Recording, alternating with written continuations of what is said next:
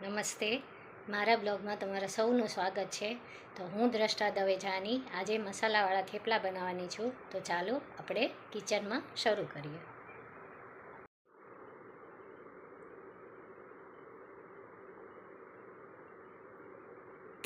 તો અહીંયા થેપલા બનાવવા માટે મેં લોટ લઈ લીધો છે. એમાં હિંગ, લાલ મરચું, હળદર પાવડર, ધાણા જીરું પાવડર અને મીઠું નાખી દીધા છે. ત્યારબાદ હું એમાં 4 થી 5 ચમચી મોણ માટે તેલ નાખીશ. તમે ઘી અથવા દહીં પણ નાખી શકો છો. પછી આ બધા મસાલાને લોટમાં બરાબર મિક્સ કરી દેવાનું છે. મસાલો લોટમાં બરાબર ભળી જાય પછી એમાં ધીરે ધીરે આપણે પાણી નાખી અને લોટ બાંધવાનો છે. મસાલાવાળા થેપલાનો લોટ એકદમ સોફ્ટ પણ નહીં અને કડક પણ નહીં એવો બાંધવાનો છે. તો તમે જોઈ શકો છો કે અહીંયા આપણો સરસ લોટ બંધાઈ ગયો છે. હવે હું એને 5 મિનિટ માટે રેસ્ટ આપીશ. 5 મિનિટ પછી હવે હું થેપલા બનાવવાનું શરૂ કરું છું. તો ગેસ ઉપર મેં લોઢી મૂકી દીધી છે ગરમ થવા. ત્યાં સુધીમાં હું થેપલાને વણી નાખીશ.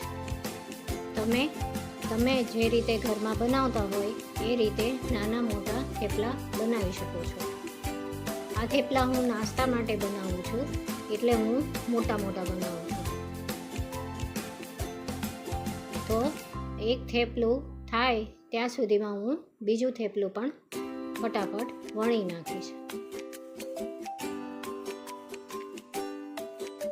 તો તમે જોઈ શકો છો કે મારે એકદમ સરસ લોટ બંધાણો છે અને થેપલા પણ એકદમ પાતળા અને મોટા સરસ વણાય છે. તો હવે થેપલાને હું બીજી બાજુ પલટાવી દઈશ.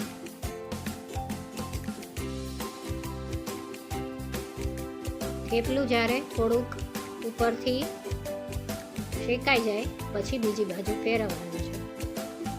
બીજી બાજુ ફેરવી અને એના ઉપર હું તેલ મૂકીશ.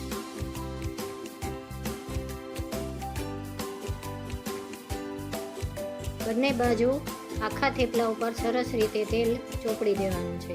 તમે ઘી પણ લઈ શકો છો. ઘીથી પણ મસાલાવાળા થેપલાનો ટેસ્ટ સરસ આવે છે. તો અહીંયા આપણું પહેલું થેપલું તૈયાર થઈ ગયું છે. તો હવે હું બીજું થેપલું નાખી દઈશ.